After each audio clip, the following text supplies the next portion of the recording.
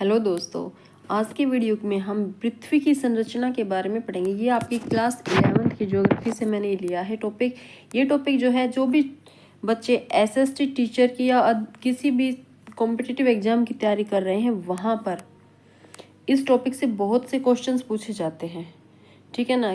तो हमारी पृथ्वी की संरचना कैसी, उसकी कितनी लेयर्स हैं, इन सब के बारे में। और मोस्टली जो भी स्टूडेंट्स एसएसटी टीजीटी की तैयारी कर रहे हैं ना, उनको तो ये टॉपिक पढ़ना बहुत ही ज़रूरी है, क्योंकि यहाँ से हर एग्ज़ाम में, चाहे आप केवीएस दे रहे हो, एनवीएस दे रहे हो, या किसी स्टेट की टीचिंग का एग्ज़ाम दे रहे हो, या फिर इसके अलावा भी आप कोई सीटेट एसटेट कोई भी एग्ज़ाम की प्रिपरेशन कर रहे हो, तो वहाँ से क्वेश्चंस आते हैं, यहाँ से क्वेश्चन जरूर आते हैं। और ये ध्यान रखिएगा, एसएसटी के एग्जाम की प्रिपरेशन कर रहे हो तो एनसीईआरटी से बेटर आपको कुछ नहीं मिलेगा। ठीक है ना। इसलिए मैंने ये सब्जेक्ट, ये जो टॉपिक है, ये 11th की एनसीईआरटी से लिया है। अगर आप इस वीडियो को देखने के बाद अगर पढ़ना चाहते हैं तो वहाँ से पढ़ सकते हैं।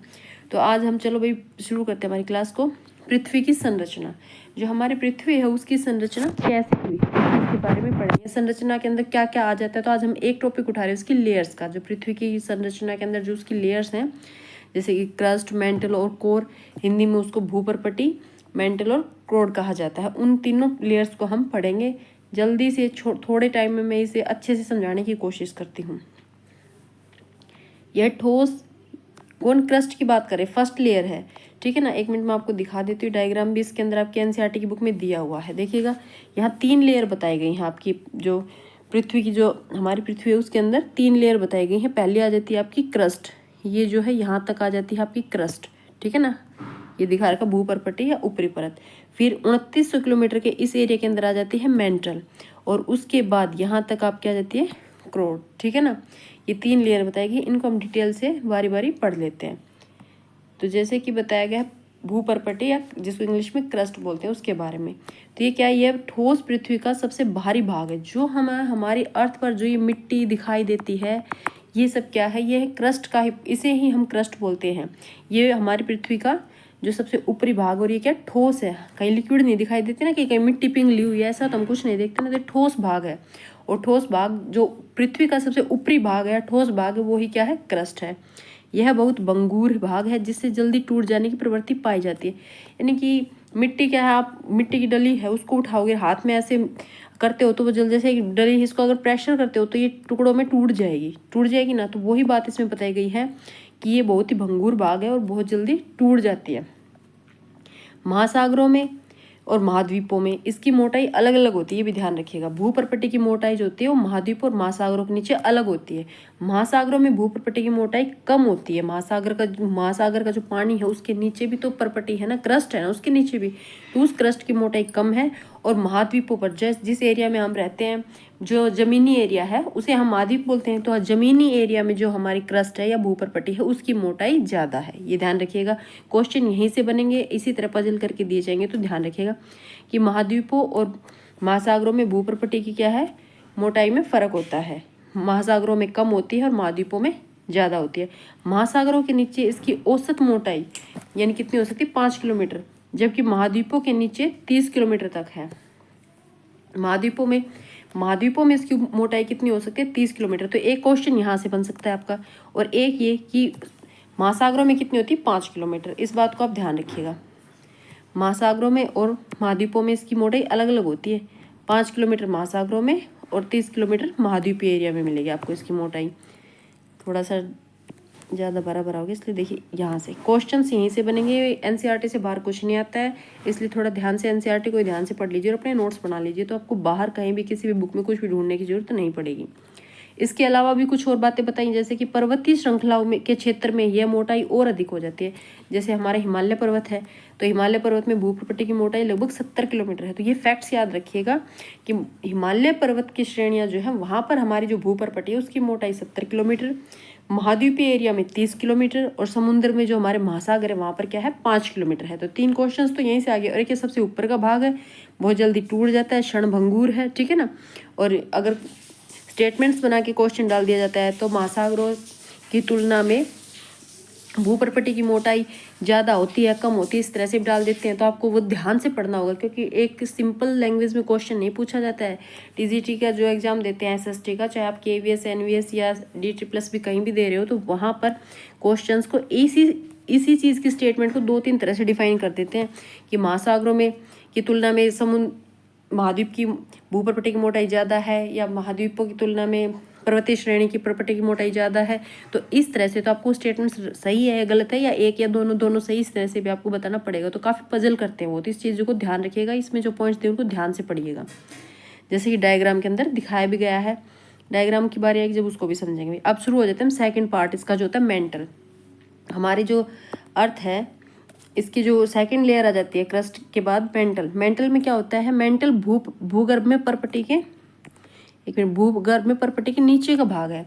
यानी कि हमारी पृथ्वी पर जो फर्स्ट लेयर है वो हो गई क्रस्ट, उसके बाद आ जाती है मेंटल सेकंड नंबर पर, और यह मोहो अशांतत्य से आरंभ होकर 2900 किलोमीटर की गहराई तक पाया जाता है। तो इसको समझते हैं भाई, ये जो डिसकंटिन्यूटी दिखाया गया ना, डिसकंटिन्यूटी या मोहो अशांतत्य, ये क्या है।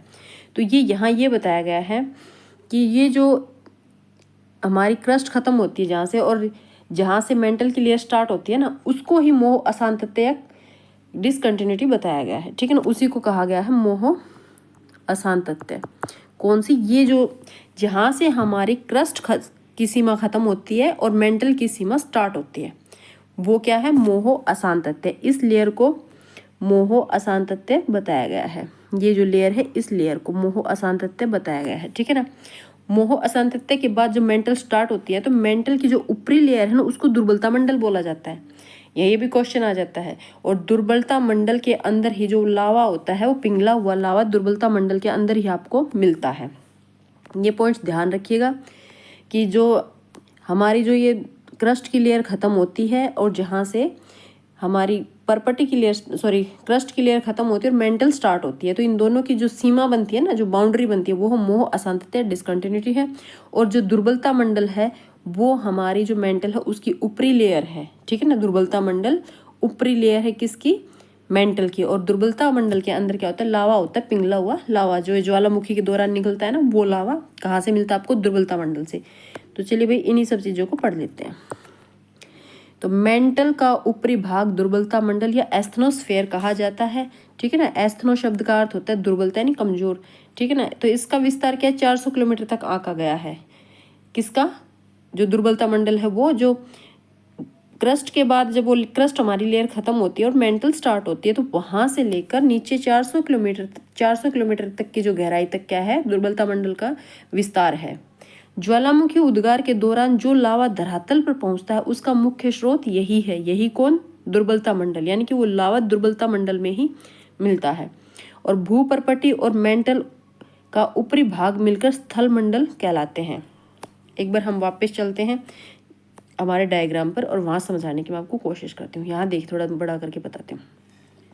ये हमारी क्रस्ट की लेयर खत्म हो गई, यहाँ से हमारी मेंटल स्टार्ट होती है नीचे की तरफ, और जो यहाँ तक ये दिखा रखा है ये हमारा दुर्बलता मंडल है। इसकी मोटाई बताई गई है 400 किलोमीटर तक, यानी कि यहाँ से स्टार्ट होकर यहाँ तक, यानी कि ऊपर से 400 किलोमीटर तक स्टार्टिंग तो यहीं से हो जाती है, पर जब क्रस्ट खत्म होती है वहाँ से लेकर नीचे 400 किलोमीटर तक दुर्बलता मंडल है। यहाँ पर लावा है, लिक्विड है, ठीक है ना। और वो क्या होता है, जब ज्वालामुखी उद्गार होता है तब निकलता है लावा यहाँ से, कहाँ से, दुर्बलता मंडल से। और क्रस्ट का ऊपरी भाग और दुर्बलता मंडल ही मिलकर स्थल मंडल बनाते हैं। अब स्थल मंडल क्या, किन से मिलकर बना हुआ है, तो ऊपरी भूपर्पटी हमारी और दुर्बलता मंडल, ये दोनों मिलकर, भूपर्पटी और दुर्बलता मंडल दोनों मिलकर ही क्या बनाते हैं, ये भूपर्पटी का ऊपर का पार्ट और दुर्बलता मंडल, ये दोनों मिलकर ही स्थल मंडल बनाते हैं। 10 से यानी कि 0 से 200 किलोमीटर के एरिया तक, ठीक है ना, क्या बनाते हैं, स्थल मंडल बनाते हैं। तो स्थल मंडल में कौन इंक्लूड हो गया, भूपर्पटी यानी क्रस्ट और दुर्बलता मंडल एस्थनोस्फेयर, ठीक है। और दुर्बलता मंडल की मोटाई कितनी है, तो 400 किलोमीटर तक मापी गई है। यही सब चीज़ें इसमें बताई गई हैं जो हमने अभी पढ़ी थी कि इसका विस्तार 400 किलोमीटर तक है। यहीं से क्वेश्चंस उठेंगे, इन्हीं पॉइंट्स को ध्यान रखिएगा, इन्हीं को अपने नोट्स में लिख लीजिएगा, क्वेश्चंस यहीं से आने हैं, ठीक है। मेंटल की जो मोटाई हो, मतलब मेंटल कहाँ क्रस्ट से शुरू होकर 2900 किलोमीटर तक कहाँ पाई जाती है, मेंटल पाई जाती है। ऊपरी भाग को दुर्बलता मंडल कहते हैं, ठीक है। लावा कहाँ मिलता है, ज्वालामुखी उद्गार जो होता है तो उस दौरान जो लावा निकलता है वो हमें कहाँ से मिलता है, दुर्बलता मंडल से मिलता है, ठीक है। और भूपर्पटी और मेंटल का ऊपरी भाग मिलकर स्थल मंडल कहलाते हैं, मेंटल का ऊपरी भाग, ठीक है ना। तो इसकी ऊपरी भाग कौन है, दुर्बलता मंडल है। तो 10 से 200 किलोमीटर तक, ठीक है, 10 से 200 किलोमीटर, ऊपरी भाग भी 200 किलोमीटर तक का। तो ये ध्यान रखिएगा, दुर्बल जो हमारा स्थल मंडल है उसमें 0 से या 10 से लगा लीजिए, 10 से 200 किलोमीटर तक का जो भाग है वही स्थल मंडल कहलाता है। निचले मेंटल का विस्तार दुर्बलता मंडल के समाप्त हो जाने के बाद होता है और ये ठोस अवस्था में है। अब तक हमने क्या पढ़ा कि दुर्बलता मंडल जो है वो क्या है, लिक्विड है। हमने यही पढ़ा ना कि दुर्बलता मंडल क्या है, लिक्विड है। हमारा जो ये दुर्बलता मंडल का एरिया है ये क्या है, लिक्विड है 400 किलोमीटर तक। और जो अंदर वाली मेंटल होती है, नीचे वाली मेंटल, उसकी शुरुआत कहाँ से होती है, दुर्बलता मंडल के खत्म होने के बाद।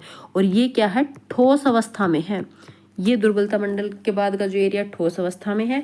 मेंटल का जो एस्थनोस्फेयर, इंग्लिश में हम इसको एस्थनोस्फेयर बोलते हैं। आपको इंग्लिश के वर्ड्स को भी समझना होगा क्योंकि बहुत से एग्जाम्स ऐसे होते हैं, जैसे कि अब KVS, NVS या DT+ भी, ये इंग्लिश मीडियम से भी पढ़ाई होती है भी इन स्कूलों में। तो ये क्या है कि क्वेश्चंस प्योरली हिंदी में ना पूछ के आपको ये जो वर्ड्स होते हैं ना, जैसे दुर्बलता मंडल की जगह आपको एस्थनोस्फेयर भी डाल के पूछ सकते हैं कि एस्थनोस्फेयर क्या है, या उसकी मोटाई कितनी है, या कहाँ खत्म होती है, या किस अवस्था में मिलती है। तो आपको पता होना चाहिए दुर्बलता मंडल को एस्थनोस्फेयर कहते हैं। तो एस्थनोस्फेयर लिक्विड होता है और एस्थनोस्फेयर के बाद का जो मेंटल का पार्ट होता है वो ठोस होता है, ठीक है ना। चलिए भैया अब आगे चलते हैं। अब ये हो गई हमारी, हमने पढ़ लिया मेंटल को, अब हम पढ़ते हैं क्रोड को, ठीक है ना।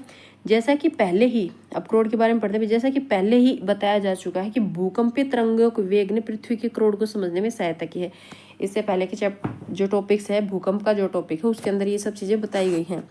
इसी चैप्टर में मैंने तो ये पृथ्वी की संरचना से उठाया है ये टॉपिक, पृथ्वी की लेयर्स को, पर उससे पहले भूकंप के बारे में काफ़ी कुछ बताया जा चुका है।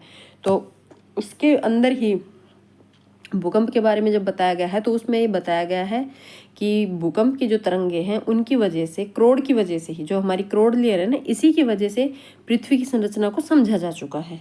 क्योंकि भूकंप की तरंगे कौन सी किस में से नहीं गुजरती है, ये सब चीज़ें उस चैप्टर के अंदर है, ने उसी टॉपिक के अंदर बताएगा, भूकंप टॉपिक के अंदर। उसको मैं आपको नेक्स्ट वीडियो में पढ़ाऊंगी। अगर आपको मेरा ये वीडियो पसंद आए तो इसको लाइक कीजिए और कमेंट करके बताइए कि आप मुझसे नेक्स्ट वीडियो चाहते हैं या नेक्स्ट टॉपिक पर वीडियो चाहते हैं, तो मैं फिर जो भूकंप टॉपिक है उस पर वीडियो बना दूंगी, ठीक है। तो क्रोड व मेंटल की सीमा, अब हम पढ़ते हैं क्रोड व मेंटल की सीमा 2900 किलोमीटर की गहराई पर है। यानी कि 2900 किलोमीटर जहाँ कंप्लीट होते हैं वहाँ से मेंटल खत्म हो जाती है और आपकी क्रोड स्टार्ट हो जाती है। तो सीमा हो गई क्रोड और मेंटल की। अब बाह्य क्रोड यानी कि आउटर कोर तरल अवस्था में है, जबकि आंतरिक कोर यानी इनर कोर क्या, ठोस अवस्था में। अब हम यही चीज़ें ऊपर जाके देखते हैं हमारे इस डायग्राम के अंदर। अभी देखिए भाई, अब हमने यहाँ तक तो देखा 2900 किलोमीटर तक हमारी क्या है, मेंटल। यहाँ तक हमारी क्या थी, भूपर्पटी यानी क्रस्ट थी। बीच का एरिया क्या था, मेंटल के अंदर, जिसमें ऊपर आ गया था दुर्बलता मंडल, नीचे आ गई थी आंतरिक मेंटल। अब ये स्टार्ट हो जाती है हमारी क्रोड। ये अब इस क्रोड के अंदर ये दो एरिया दिखा रखा है, एक तो ये और एक ये नीचे। तो ये ऊपर वाला है, ये क्या है, लिक्विड है, देखिए लिखा हुआ है द्रव्य, ठीक है ना। तो ये क्या है, बाह्य है, इधर से तो बाहर की तरफ है ना, तो ये बोली जाएगी आपकी ऊपर वाली, जो ये ऊपर वाली है ये आपकी बाह्य क्रोड बोली जाएगी। क्या बोली जाएगी, बाह्य क्रोड। तो बाह्य क्या है, लिक्विड है, और ये अंदर वाली बोली जाएगी, ये क्या है, ठोस है, नहीं जमी हुई है। बस इनसे भी क्वेश्चंस बनता है, ध्यान रखिएगा। जैसे आपकी मेंटल थी, ऊपर वाली मेंटल जो थी, मेंटल का ऊपर का पार्ट क्या था, लिक्विड था, और अंदर का क्या था, उसके बाद जो मेंटल का पार्ट आया था वो ठोस था। उसी तरह से अब क्रोड का जो ऊपर वाला पार्ट है ये द्रव्य है यानी लिक्विड है, और जो अंदर वाला है ये क्या है, ठोस है। तो आंतरिक क्रोड क्या है, ठोस है, ये ध्यान रखिएगा। आंतरिक क्रोड ठोस है, बाह्य क्रोड लिक्विड है, ठीक है। और जो हमारी पृथ्वी की कंप्लीट त्रिज्या ये दिखाई गई है, यह है 6378 किलोमीटर। क्वेश्चन यहाँ से बनता है कि पृथ्वी की त्रिज्या कितनी है, 6378 किलोमीटर, ठीक है ना।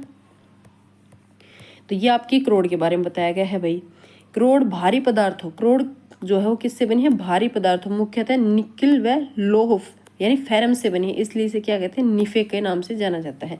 जो हमारी क्रोड है वो भारी पदार्थों से बनी, से भारी मतलब वजनदार चीज़ें हैं, जैसे जो भी मेटल्स हैं उसके अंदर काफ़ी वजनदार है, तभी तो क्रोड के अंदर जाके सेट हो गए हैं, इस एरिया में सेट हो गए हैं ना, इसलिए तो इसे निफे कहा जाता है। किससे बनी है ये निफे, किसके अंदर जैसे उनकी स्टेटमेंट्स दी गई थी उसी के अकॉर्डिंग आप देख लेना कि जैसे निखिल और फेरम, तो इसको क्या कहा गया, निफे। निकिल और फेरम, यानी फेरम मतलब लोहा। ठीक है ना। तो चलिए भाई आज के लिए इतना ही। अगर आपको वीडियो पसंद आता है तो प्लीज़ मेरे चैनल को सब्सक्राइब कीजिए, वीडियो को लाइक कीजिए और कमेंट करके ज़रूर बताइएगा आप अगर किसी नेक्स्ट टॉपिक पर वीडियो चाहते हैं। ठीक है ना। Thank you.